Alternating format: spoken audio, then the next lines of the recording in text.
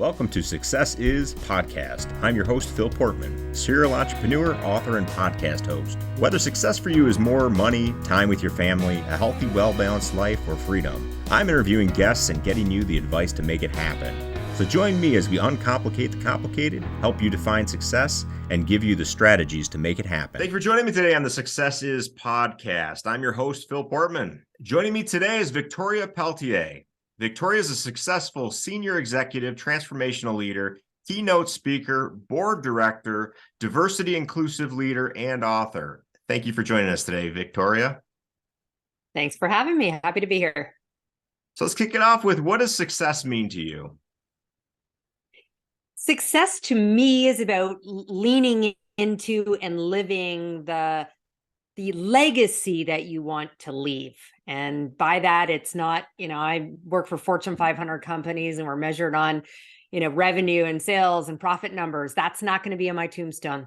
The success for me is if I've stepped into and led the life that I want to be known for, the legacy of being a really good human and lifting up others.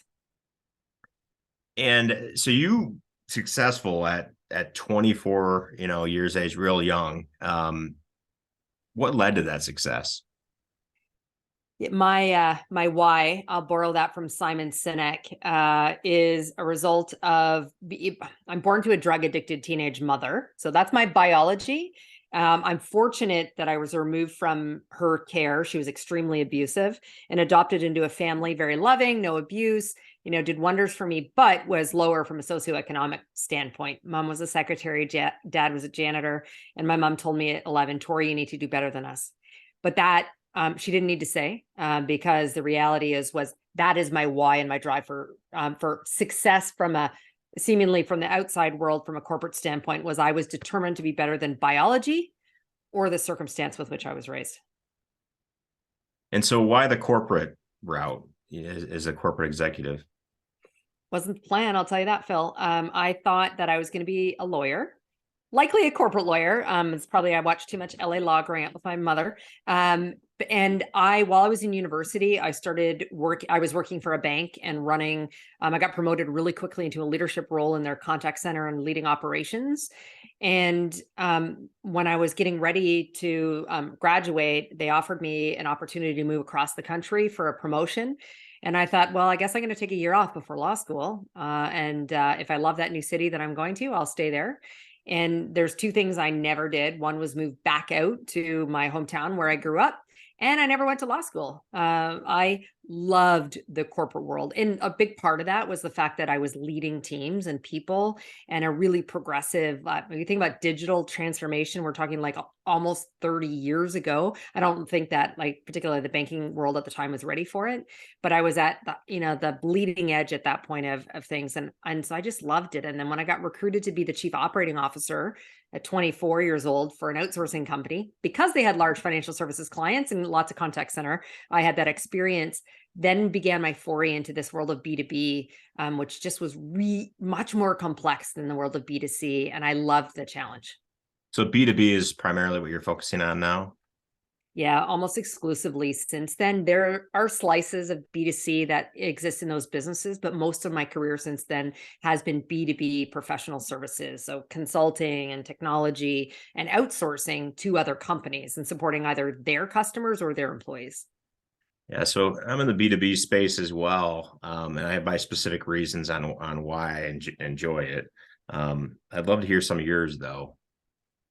It's dynamic and complex in that you have so many constituents that you need to serve, right? Like you have a corporate client that pays the bills, but then ultimately you're delivering services either to their employees or their customers.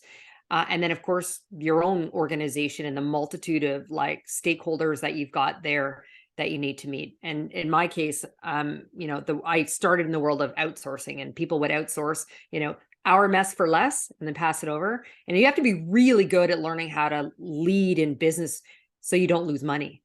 And so all of those different dynamics created this complexity, and I thrive in that environment. I'm kind of the type, I'm not a status quo girl by any stretch. I'll break things just to fix them and put everything back together again.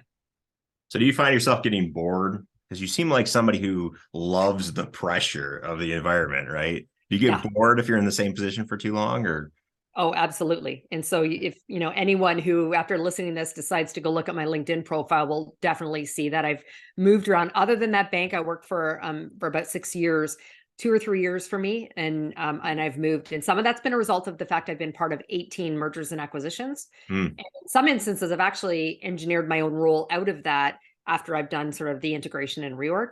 And so for me, I want challenge, I want complexity, I want to be learning new and different things. And so as soon as I get to a point where I feel a state of, I don't know if I ever feel totally comfortable because things are always changing and evolving, and there's like challenges that come our way. But when it's no longer significantly challenging for me in that role, it's time to look to take on more or do something different. So if you have advice for somebody, either entrepreneur or somebody in the corporate world who love the challenges, but has kind of hit this plateau and they're just not feeling it anymore. Well, I'm a big believer that, we're the CEO of, brand me, brand Victoria.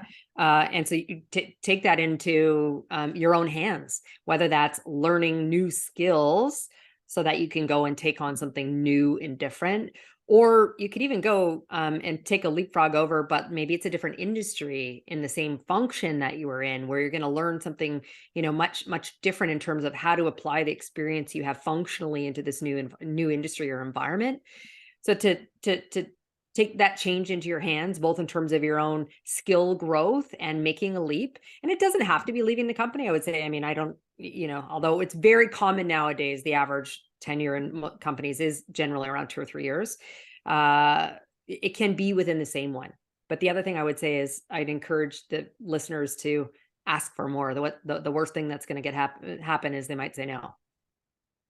Yeah, and it seems from a lot of studies to be a problem that women often have trouble doing, right?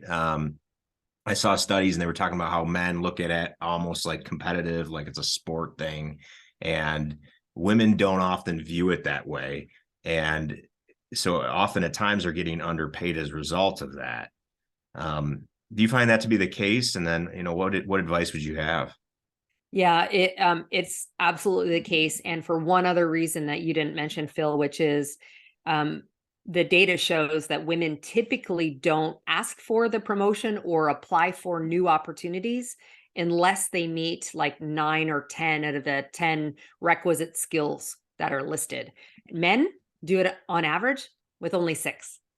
And so, there's this a bit of a perfectionism and need to, feel that they can absolutely do the job.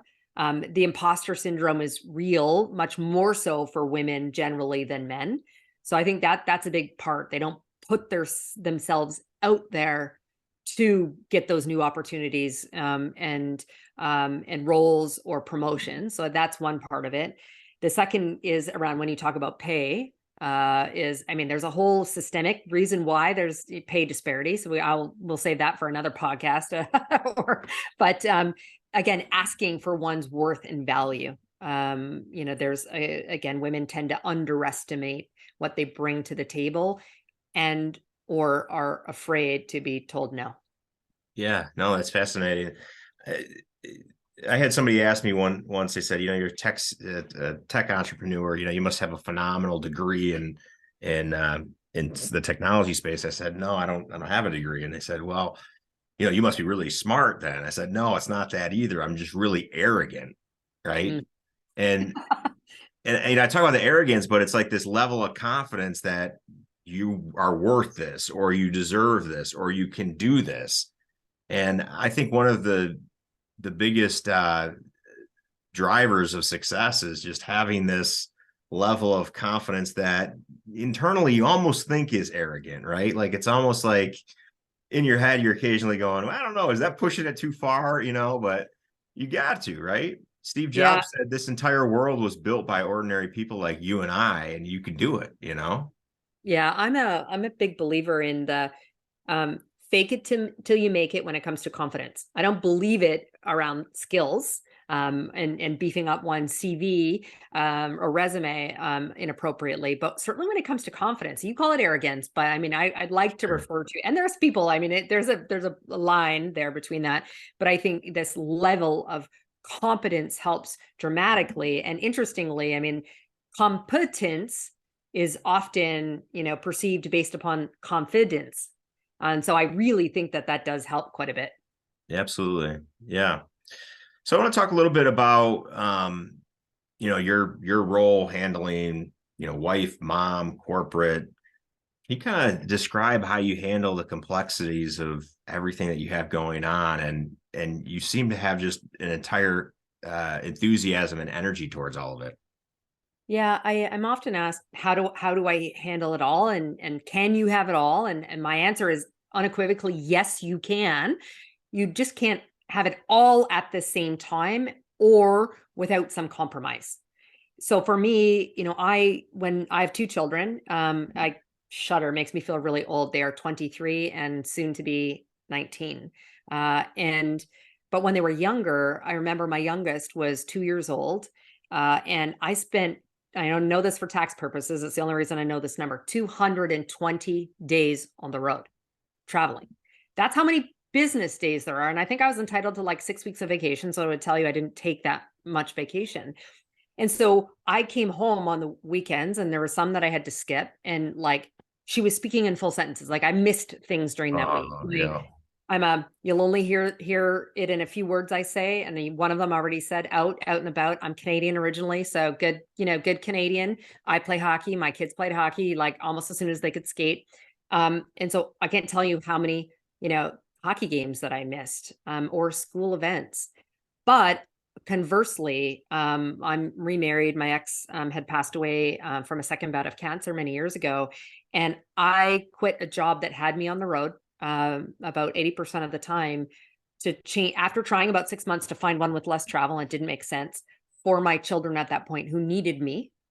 I quit that job that I loved to take one that was maybe 10% travel, but it was going back to, me liking lots of challenge, et cetera. It wasn't a role I was super excited about. It didn't offer me the same kind of challenge, but it offered me the opportunity to be home with my children when they needed me most. And so that's how I've learned to have it all with compromise. And then the other thing I would state is I have the saying where there's conviction, there's capacity. And so I'm a fitness fanatic. I sit on boards. I do all these other things as well. So I find a way to make time and space for that. So I have signed a lot of my social media posts, #no excuses. And so instead of Netflixing at night, like, what are you choosing to do with your time? And then to do it, I've also learned to say no to many things that bring me or my family no personal and professional joy. I say no, I delegate, I outsource. That's how I do it all. Yeah, I would argue that saying no is often a bigger key to success than the opportunities that come in front of you, right? Because you're prioritizing, and you gotta know where your priorities lie and what you're going to allow in your life and what you're not. Yeah. For me personally, social media notifications are something that I turn off. I don't have access to it on my phone. I don't believe in it because I think it's a big time suck. And there's things like that in the life that prevent me from living the life that I want to. And for me, they're just little addictions. So yeah, that's great. So I'd like to hear a little bit about your speaking, because you've been described as a speaker who leaves their audience breathless. And speaking to me is something incredibly important. Warren Buffett has talked about how it's one of the most valued skills that you can have in your career is being a great speaker, and you are somebody who's mastered that. What advice would you have for our listeners on that? And I'd like to hear a little bit about your journey even into speaking. Yeah, it's one of those things. I use the word joy a lot. It's one of the things that gives me great joy. And I've been asked whether I would want to make that my full-time job. And I say, no, I actually like the fact that it's my side hustle. I think if it became my full-time job, I wouldn't enjoy it as much as I do. Now, I feel have a bit of an advantage maybe over others who are looking to get into speaking, in that I was an actor when I was younger. And so I've always been comfortable standing on stage. However, standing on stage and not being a character that I'm playing was quite scary initially for me. So, I'm not putting on a mask or a nice costume and being someone else. I'm now standing up there and being me and speaking about, content that I'm supposed to know something about. And so I have been speaking for 20 years, and it's maybe a little bit more. It started because I was speaking at industry conferences. So almost exclusively from a business context standpoint. And because I knew the content and I was comfortable standing on stage, it was easier for me than, again, many others. And so I would tell the listeners to, deeply understand the content that you're going to be speaking about, because then you can recite it without fumbling and worrying to try and look at a comfort screen, to look at notes, etc., and then engage with the audience. And so I think that's been a big, differentiator for me. And particularly when I made the shift maybe 10 or 12 years ago to speak on things other than a pure business topic. Now, it's often, intertwined. It's much more personal stories. I didn't share my personal story, my why, what's driven me to, strive for such success as openly as I do now. And that started maybe 10 years ago. And so the ability to, talk about my personal stories, what's contributed to my success, what have I learned along the way, that's what builds engagement. But I never, it might be different. Thematically, it's all the same, and I'll tell many of the same stories, but how it flows on stage actually will vary based upon the audience engagement I get back. And so I tell the audience, again, fake it till you make it. You need to appear to be really confident, but I think actually the butterflies still help a little bit in terms of the energy on stage. Know your content down pat, so you don't have to worry. You don't have to rely if technology goes wrong or anything. It's a lot easier. And practice, and really try to build rapport and engagement with the audience. That's the part that I think gives you energy and will, propel you to want to do it time and time again. Yeah. And that's why it's so addicting, right? It's not that you're not nervous. It's that you're taking that nervous energy and feeding off of it, right? And making it useful. And then when you get to the end of it, if you've had the ability to move the audience in the way you are, what feels greater, right? Yeah, exactly. So you wrote a book, is that correct? I did. I'm co-author of a book called Unstoppable, which just so happens to be one of my mantras and philosophies. So Unstoppable. And then I contribute to a lot of other publications. I'm a big fan of writing, and maybe it's just because I'm so verbose and have lots of opinions, but yeah. Yeah. So can you tell us a little bit about the book? Sure. It's called Unstoppable: Change Makers Who Dare to Make a Difference. And this was a big part of the journey of me sharing so openly. So I share the story of what I learned from being born to a drug addicted mother who was really abusive to me. It's called My Chapter, and the publishers made me the first chapter in the book, which was a surprise to me. It's called Courage to Live. And so it's really about the ability to be resilient, in the face of such adversity or trauma in my instance, and how what I've learned from that and how it's fueled me to move forward. What did you learn about yourself when you were writing the book? I knew a lot, actually. I attribute my mom, and my mom's the woman who raised me, at sitting me down and being hyper aware, self-aware. And so I think I'd taken that and I learned a lot, but putting pen to paper and sharing so openly in the way in which I would, I'll say, give advice. It's really more about creating a connection with others and their ability to see that their own version of adversity or trauma that it can be overcome. So telling the story in a way that I hope was inspirational, taught me more around, you asked success. What is, success? That for me is very, very much connected to my desire for the type of legacy I want to leave. And so it helped bridge some of that for me, and got me on more and more stages in larger audience telling that story. Yeah, that's great. And you have such a great story. For people that want to follow you, want to hear what you got going on, what's the best way to connect with you? Well, although I would just say to hit my website, which is victoria-peltier.com, I have worked incredibly hard around personal brand. It is one of the things I attribute my success to. So if you do Google me, I'm most of the first 10 pages, I think, that come up, other than a small city councilor in the West Coast. But my website will take people to whatever their chosen social media platform of choice is to connect with me as well. Great. Well, thank you so much for being on our show today, Victoria. And thank you to our audience for listening. We'll see you guys next time.